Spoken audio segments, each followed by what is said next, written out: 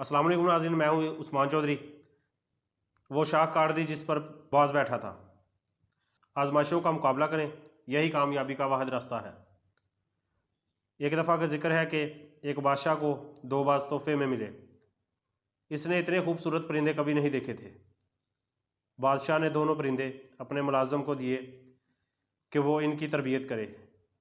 एक दिन मुलाजम ने बादशाह को बताया कि एक परिंदा ऊंची उड़ान उड़ रहा है और दूसरा जिस दिन से आया है वो अपनी शाख से नहीं उड़ पा रहा। बादशाह ने मुमलकत के तमाम मुआलजों और जादूगरों को तलब कर लिया, लेकिन कोई भी इस बाज को ना उड़ा सका। बादशाह ने अपने तमाम मशीरों के सामने ये मसला रखा। घंटे दिन और दिन महीनों में डल गए, लेकिन बाज ना उड़ सका। बादशाह ने किसी ऐसे शख्स को बुलाने का फैसला किया जो कुदरत से गहरी दिलचस्पी रखता हो।